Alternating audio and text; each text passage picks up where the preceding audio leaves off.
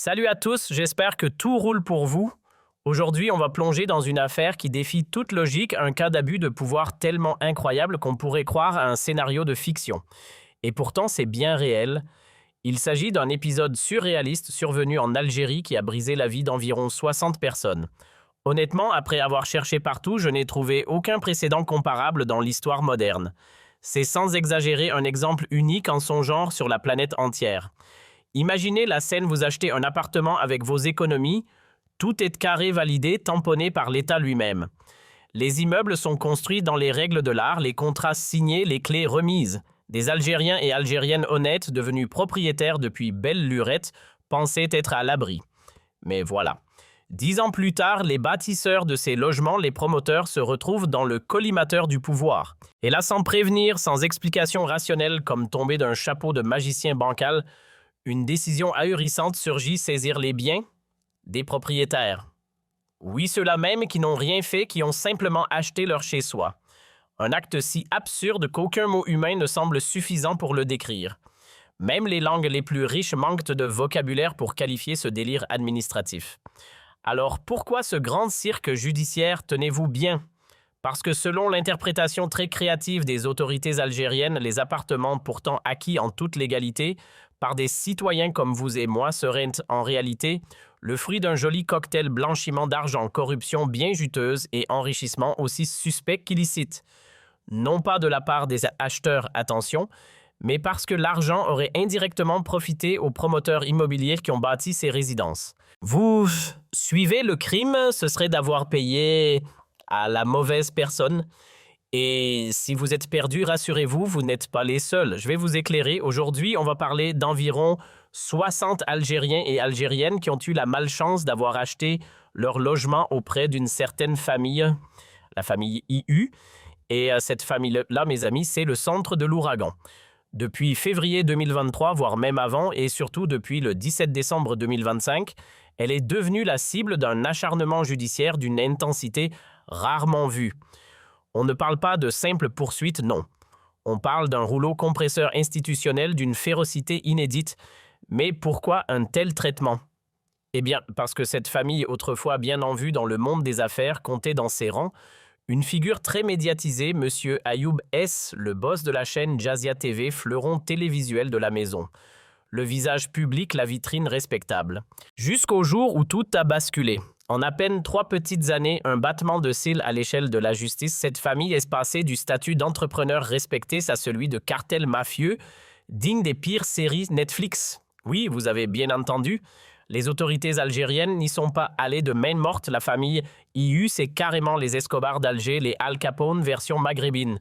On leur a tout mis sur le dos, réseau de blanchiment en bande organisée, devises qui s'envolent à l'étranger comme des hirondelles potes de vin à gogo, fortune douteuse et même financement clandestin de partis politiques. Un menu complet. Et le plus dingue, c'est que ce n'est pas juste 1 ou 2 membres. Non, toute la lignée y est passée. 6 frères, leurs épouses, les parents, les enfants, le beau-père. Une descente aux enfers familiales digne d'un scénario hollywoodien. Certains sont derrière les barreaux, d'autres sous le coup d'un mandat international. Quelques-uns sont juste interdits de quitter le pays, mais tous sans exception ont été engloutis par la machine judiciaire. Une chasse massive lancée depuis 2019 qui s'est terminée par des verdicts lourds, mais qui honnêtement ressemble plus à une exécution publique qu'à un simple procès. À partir de 2023, la sentence est tombée. Froidement, brutalement, comme un couperet de son retour, le couperet de l'État.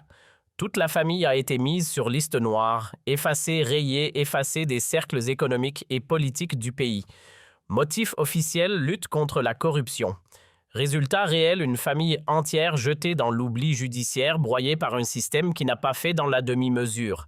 C'était clair, plus personne ne devait prononcer leur nom sans froncer les sourcils.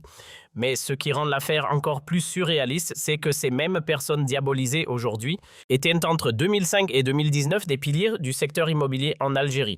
Oui, vous avez bien entendu.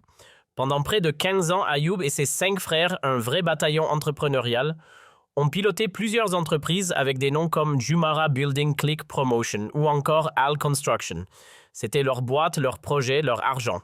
Et avec ça, ils ont bâti près d'une quinzaine de résidences, parfois luxueuses, parfois modestes, mais toujours légales. Bref, ils ont construit, investi, fait tourner l'économie.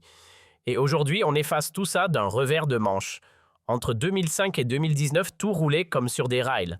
Permis de construire, check. Autorisation officielle tamponnée par l'État. Terrain acheté légalement, titre foncier enregistré, tout dans les clous. Bien sûr, il y a eu quelques accrocs en chemin des papiers à compléter, des retards administratifs, quelques remarques ici ou là, mais rien de dramatique. Tout a été corrigé, ajusté, régularisé. Bref, un fonctionnement classique pour quiconque essaie de monter un projet immobilier dans un pays où la paperasse est parfois plus lourde que le béton. Et malgré ce parcours du combattant bureaucratique, la famille a tenu bon. 15 ans à bâtir, à investir, à vendre. Une quinzaine de projets immobiliers sortis de terre dans des coins très prisés, Hyderabad, Bir Murad Rais, mais aussi Bouzmaïl ou encore Oran. Des quartiers huppés des zones résidentielles en plein boom. Ça vous donne une idée de l'envergure, ce n'était pas une activité de garage ou une petite combine de quartier, c'était du sérieux, du structuré, du béton, au sens propre. En moyenne, chaque projet immobilier lancé par la famille tournait autour d'une trentaine de logements. Ce n'étaient pas des immeubles anecdotiques. La plus grosse opération qu'ils aient réalisée, une résidence gigantesque entre B et M, un mastodonte immobilier avec plus de 375 appartements. Autant dire une ville dans la ville. Et à l'autre extrémité de l'échelle, la plus modeste, se trouvait à Hydra, avec seulement une vingtaine de logements. Bref, petit ou grand, chaque projet trouvait preneur. Et croyez-moi, ils n'ont pas eu de mal à vendre. Les logements se sont écoulés comme des petits pains. Certains acheteurs ont payé en liquide, d'autres. Par chèque, beaucoup ont eu recours à des prêts bancaires. Ce n'était pas du troc au marché noir, c'était du sérieux du carré avec des actes de vente, des notaires, des papiers en règle. Oui, 95% des biens ont été vendus légalement avec traçabilité complète. Preuve à l'appui. Mais voilà, je sens que je dois insister parce qu'en Algérie, et ça c'est le vrai drame, plus c'est logique, plus ça devient incompréhensible. L'évidence ici se transforme en casse-tête national. Un logement acheté légalement dans un pays normal, ça te donne des droits. En Algérie, ça dépend de l'humeur du pouvoir. Quand l'arbitraire gouverne, la loi devient un détail. Alors voilà, dès l'instant où un logement est vendu avec acte notarié, signatures cachées et enregistrement auprès de toutes les institutions imaginables, on devrait pouvoir dire que l'affaire est classée. En Algérie, comme dans tout pays qui se respecte, il y a des étapes claires à suivre. Déclaration aux impôts, enregistrement auprès du fisc, passage par les domaines, les wilayas, les APC, bref, un véritable parcours administratif. Et tous ces clients, anciens acheteurs des programmes de la famille SU, ont coché toutes les cases. Résultat, ils sont devenus propriétaires officiels, légalement, définitivement. Et pourtant, aussi fou que ça puisse paraître, ils se retrouvent aujourd'hui mêlés à une affaire dont ils ne sont ni acteurs, ni complices, ni témoins. Leur seul crime, avoir acheté chez les mauvais promoteurs. Entre 2021 et 2022, l'État algérien a ouvert une enquête XXL sur le patrimoine de la famille Assu. Argent à l'étranger, liens politiques sensibles, fortune jugée suspecte. Et là, bim, les services de sécurité, la justice et tout l'appareil d'État se sont lancés dans une vague de saisie comme si tout ce qui avait un jour été touché par la famille devenait toxique. Même ce qui avait été vendu, payé, transmis, validé. Et tenez-vous bien, l'État a ordonné la saisie conservatoire de plusieurs dizaines de logements. Oui, des biens déjà vendus, habités, enregistrés, qui ne figurent plus dans le patrimoine de la famille SU depuis des années. Les nouveaux propriétaires ont pourtant tous les papiers, ce n'est pas en main, actes de vente, titres fonciers, preuves de paiement. Bref, ce sont des biens privés, des logements payés légitimement acquis et qui ne devraient en aucun cas être concernés par les problèmes judiciaires des anciens vendeurs. Mais visiblement, ça, la logique algérienne s'en moque. Ces acheteurs, des simples clients, ni associés ni partenaires, se retrouvent soudainement mêlés à une affaire qui ne les concerne en rien. Ils ont fait ce que n'importe qui ferait, acheter un bien immobilier proposé sur le marché, point final. C'est pas leur faute si 10 ans plus tard, le promoteur tombe en disgrâce. Et puis franchement, ces logements avaient tout bon respect des normes de sécurité, conformité avec la loi, validation par les autorités au moment de la vente. Aucun vice caché, aucun piège. À ce moment-là, tout était parfaitement légal. Ce n'était pas un trafic d'organes, c'était de l'immobilier régulier. Il faut le souligner clairement, aucun des propriétaires concernés n'a intenté la moindre action contre la famille SU. Pourquoi? Parce qu'ils n'avaient aucun contentieux, aucun litige, aucun souci avec eux. Ils ont acheté leurs biens, ils s'y sont installés, ils y vivent. Certains ont pris des appartements, d'autres des maisons, peu importe la taille ou l'emplacement. Ils étaient simplement des acheteurs comme les autres, rien de plus. Mais entre 2021 et fin 2023, coups de théâtre, près de 60 logements sont saisis sans même que les propriétaires en soient informés. Oui, vous avez bien entendu, ils vivaient tranquillement chez eux sans se douter qu'en coulisses, leurs biens étaient déjà marqués d'un tampon invisible gelé par l'État. Et ce n'est que lorsque certains d'entre eux ont voulu vendre leurs biens qu'ils ont découvert le pot aux roses. Pas de huissier, pas de sirène, pas de courrier recommandé. Rien. En Algérie, une saisie conservatoire, c'est silencieux, presque fantomatique. Vous l'apprenez quand vous arrivez chez le notaire et qu'il vous dit « Ah, désolé, ce bien est bloqué ». Pourquoi bloqué? Parce que l'État considère toujours que le bien appartient à la famille SU malgré les ventes légales réalisées il y a des années. Résultat, interdiction de vendre, d'hypothéquer ou même de modifier quoi que ce soit. Et tant que la justice n'a pas statué sur le sort des SU, tout reste gelé, comme si le temps s'était figé. Pourquoi toute cette opération de gel? Eh bien, c'est assez simple. L'État veut récupérer son dû. Il réclame à la famille ASU une somme colossale, un genre de facture salée pour l'ensemble des accusations. Et comme les caisses ne se remplissent pas toutes seules, l'idée de mettre la main sur les logements déjà vendus commence à germer dans l'esprit des décideurs. Puisque les propriétaires originels sont introuvables, autant se rembourser sur les biens même s'ils ne leur appartiennent plus. Logique façon Algérie. Le hic, c'est que cette fameuse famille, elle a pris le large depuis longtemps. Tous sauf le beau-père ont plié bagages et quitté le territoire pour s'installer à l'étranger. Et quand la justice les a appelés à comparaître, pas de retour en avion, pas de comparution physique, seulement quelques avocats mandatés pour représenter la défense à distance. Pourquoi ce refus de répondre à la justice algérienne? Peut-être parce qu'ils n'y croient plus. Et franchement, ils ne sont pas les seuls à douter.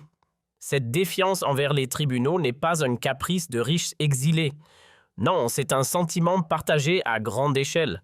Riches ou pauvres, jeunes ou vieux, hommes ou femmes, personne n'a foi dans le système judiciaire. Une institution qui devrait incarner l'équité inspire aujourd'hui, surtout, la méfiance.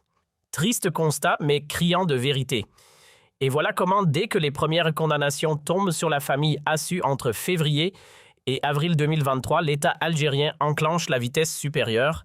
À ce stade, on ne sait plus très bien si les dirigeants réalisent l'absurdité kafkaïenne de leur propre système ou s'ils sont simplement aveuglés par leur propre logique de vengeance. Peut-être qu'ils ne voient même plus à quel point leur comportement est devenu surréaliste, car ce qui n'était au départ que des saisies dites préventives s'est soudainement transformé en expropriation officielle, brutale, définitive. Des juges, des policiers, des gendarmes ont commencé à débarquer chez des familles, je dis bien chez des gens comme vous et moi, dans leur salon, dans leur cuisine, pour leur annoncer froidement « Ce logement n'est plus à vous. Il est désormais propriété de l'État. Et là, accrochez-vous. Les portes ont été soudées, les serrures changées, les accès bloqués comme dans une opération antiterroriste. Les gens étaient sous le choc. Imaginez la scène, vous êtes tranquillement chez vous un soir en train de regarder la télé avec un acte de propriété datant de 2011 ou de 2015, ou même plus récent, et là on frappe à votre porte, on vous somme de partir, on vous jette dehors de votre propre maison, sans préavis, sans appel, juste parce qu'un jour, dans un autre contexte, vous avez acheté un bien à la mauvaise famille. Mais attendez, qu'est-ce que j'ai fait à l'État pour mériter ça? Rien, absolument rien, vous n'êtes pas le problème. Le problème, c'est de la famille SU. Oui, mais ces logements, je les ai achetés légalement. La famille SU n'en est plus propriétaire depuis des années. Tout est finalisé. Et là, la réponse tombe, vous êtes livré à vous-même, ces gens ont payé, ils ont les actes notariés, les papiers officiels, les reçus, la preuve de chaque centime versé. Et pourtant, on ne comprend rien. Allez voir la justice, débrouillez-vous, trouvez un avocat. Votre maison, ce n'est plus la vôtre. Votre appartement, ce n'est plus le vôtre. Au départ, une saisie conservatoire, ça veut juste dire que vous gardez votre logement, que vous pouvez y vivre, mais vous ne pouvez pas vendre. Jusqu'ici, ça reste supportable. Mais une fois transformé en saisie définitive, fini même habité, c'est interdit. Les autorités débarquent, changent les serrures, verrouillent la porte et vous sommant de partir. Votre propre maison vous est retirée comme si vous n'aviez jamais existé. À ce jour, on a identifié près de 60 situations similaires. Dans certains cas, les victimes possédaient de même 2 biens immobiliers, et pourtant elles ont été chassées de chez elles, mises dehors sans ménagement, alors qu'elles n'avaient aucun lien direct ou indirect avec la famille issue. Leur seul point commun, avoir acheté un logement auprès d'un promoteur immobilier comme n'importe quel citoyen lambda. Soyons sérieux 2 minutes. Si demain j'achète un appartement à un promoteur officiellement autorisé, en quoi serais-je responsable de son passé, de ses erreurs ou de ce qu'il fera 10 ans plus tard?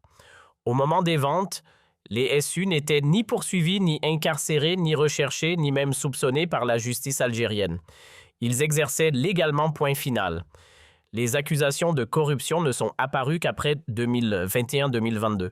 Or, la majorité des acheteurs avaient signé leur contrat bien avant. Ils ont acheté dans un cadre légal à une époque où personne, absolument personne, ne parlait de scandale ou de poursuite. Et c'est précisément là qu'on bascule dans autre chose. Là, on ne parle plus de justice, on parle de méthode mafieuse.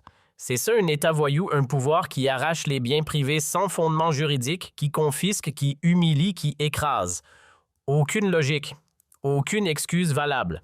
Juste de l'abus pur de la Ogra institutionnalisée. Donc maintenant, le raisonnement est simple et totalement absurde. Tu as acheté à cette famille, alors te voilà automatiquement rangé dans leur camp. Client hier, complice aujourd'hui. Comme si signer un acte de vente faisait de toi un associé criminel par rétroactivité.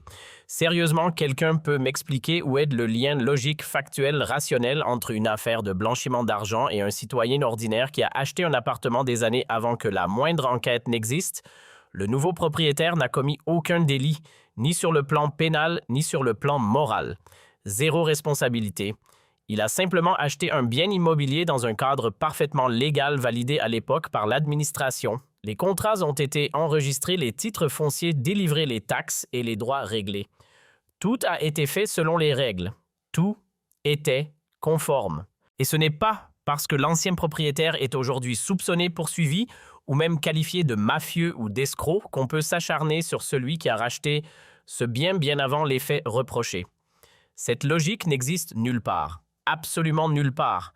Même dans les États les plus archaïques, même dans les systèmes les plus défaillants, on ne confisque pas la maison d'un citoyen sous prétexte que le vendeur est tombé en disgrâce 10 ans plus tard. Ça ne tient pas debout. Ça ne tient juridiquement pas. Et surtout, ça ne tient humainement pas. Ce que je découvre, c'est encore plus glaçant. Ces propriétaires ne sont pas seulement lésés, ils sont broyés. Jetés dehors sans ménagement, expulsés comme des intrus maltraités par un système qui leur arrache leur toit. Quand on force l'entrée, qu'on confisque des biens acquis, honnêtement, qu'on scelle les portes, qu'on remplace les serrures et qu'on chasse des familles en leur lançant, ce n'est plus chez vous. Oui, appelons les choses par leur nom, c'est une violence extrême. Ces gens ont payé leur logement avec leur argent gagné à la sueur de leur front. Et malgré ça, on les dépouille. Désolé, mais là, on n'est plus dans l'administration, on est dans des méthodes de voyous. Un racket massif assumé, estampillé officiel. Quand l'État agit ainsi, il se transforme lui-même en mafia. En Algérie, la frontière est franchie. La mafia n'est plus en marge, elle est au sommet. Avec des bâtiments officiels, des tribunaux, une armée, des cérémonies et un drapeau. Ailleurs, les mafias opèrent dans l'ombre, qu'elles soient corse, italienne, mexicaine ou japonaise. Ici, c'est une mafia institutionnelle installée au cœur de l'appareil d'État. Et ça, c'est d'une gravité extrême. Le plus tragique, c'est l'impact humain. Des familles détruites, des gens perdus, brisés, qui ne comprennent même pas ce qui leur arrive. Et parmi eux, il n'y a pas que des anonymes. Certains sont des personnalités connues parce que ces projets immobiliers, notamment à Hydra, avaient attiré des profils très en vue. La fille d'un ancien président, le fils d'un ex-ministre de l'Intérieur ou encore un ancien haut responsable de la présidence. Même eux n'ont pas été épargnés. Quand un système commence à expulser tout le monde sans distinction, c'est qu'il a totalement perdu le sens de la limite.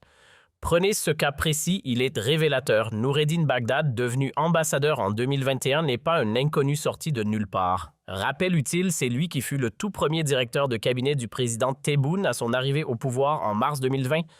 Un homme du sérail, un proche du centre de décision. L'année suivante, on l'envoie représenter l'Algérie à l'étranger, d'abord au Canada, avant un passage par la Grèce. Bref, un parcours ultra classique d'un haut cadre du régime.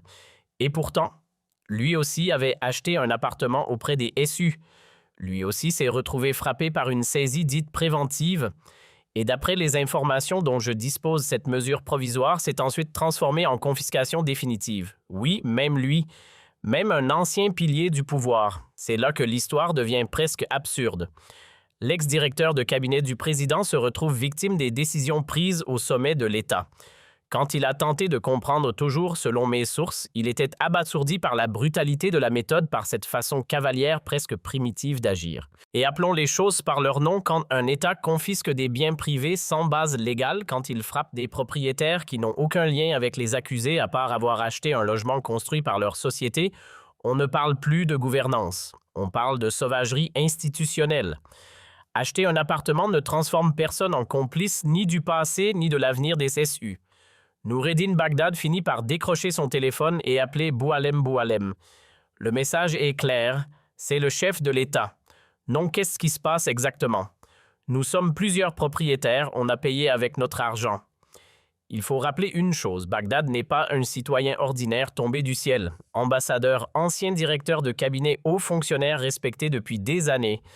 Un homme qui a vécu de ses salaires, qui a bossé dur et qui s'est offert un appartement comme des millions d'autres. Problème, le vendeur était une entreprise appartenant à la famille SU. Et alors, où est l'infraction? Où est le délit? Où est la faute? Tant que l'entreprise est reconnue, agréée, autorisée à exercer sur le territoire, ce n'est pas au client d'enquêter sur l'avenir judiciaire du promoteur. Ce n'est pas son rôle. Quand Bagdad demande des explications, la réponse tombe sèche, presque gênée. « Je ne peux rien pour toi. Wallah, ça vient d'en haut. » D'en haut, comprenez le sommet absolu. Autrement dit, la décision viendrait directement du président. Saisir tout ce qui a un lien, même ancien, même vendu, même transféré légalement, y compris les biens désormais entre les mains de citoyens privés. Et là, on bascule dans l'irréel. Même dans des régimes ultra-autoritaires, je n'ai jamais vu ça. Même dans les monarchies les plus dures au Maroc ou ailleurs, jamais. Un roi n'a décidé de confisquer des maisons simplement parce qu'elles avaient des années plus tôt appartenu à quelqu'un tombé en disgrâce. Même en Arabie Saoudite, on ne pratique pas ce genre de représailles rétroactives. Ça n'existe pas. Ces méthodes ont un nom, des pratiques mafieuses. Aujourd'hui, dans le récit officiel, tout converge vers un seul visage, celui de la famille SU. Pourquoi? Parce que les médias alignés sur le pouvoir ne relaient qu'une version calibrée dictée d'en haut sans nuance ni distance. Qu'on soit clair, je ne plaide pas pour eux. S'il y a des faits établis, qu'ils soient examinés. S'il y a des délits, qu'ils soient sanctionnés. Mais juger, ce n'est pas écraser. Juger, ce n'est pas improviser. Juger, c'est respecter des règles avec méthode, équité et rigueur sans transformer la justice en instrument de force. Car la justice n'a rien à voir avec la brutalité. Elle ne se confond ni avec la haugra, ni avec la revanche, ni avec l'arbitraire. La justice, c'est de la droiture quand ça dérange l'équité, quand ça coûte la transparence, quand ça expose l'impartialité, quand ça fâche. Tout le reste n'en est qu'une caricature. Et surtout, on ne s'acharne pas sur des gens qui n'ont rien à voir. Les propriétaires anciens clients simples acheteurs sont innocents. Ils n'ont pas co-investi, ils n'ont pas monté d'affaires, ils n'ont pas été partenaires, ils ont acheté point. Des biens privés légalement. Les punir pour les actes d'un vendeur passé ou futur, c'est franchir une ligne rouge. Appelons les choses par leur nom, c'est un abus de pouvoir. Je le répète, un abus de pouvoir. Regardez bien le mécanisme, ce qui aurait dû rester une affaire strictement judiciaire s'est transformé, étape après étape, en instrument politique. À force de tirer l'affaire hors de son cadre légal, de la charger d'intention de plier la justice aux humeurs du pouvoir, on a fini par soumettre tout l'appareil judiciaire au règlement de compte personnel. Des décisions guidées non pas par le droit, mais par des calculs, des rancunes, des agendas cousus main sur un seul fil conducteur, la vengeance. Et quand la vengeance devient de la boussole principale d'un système judiciaire, le résultat est inévitable. On bascule dans la persécution, dans l'abus d'autorité, dans des atteintes flagrantes aux droits humains. La propriété privée n'est pas un privilège, c'est un droit humain. C'est un principe constitutionnel. C'est un pilier fondamental. Le piétiner, c'est piétiner l'état de droit lui-même. Algérie, quelle tristesse, quelle désolation.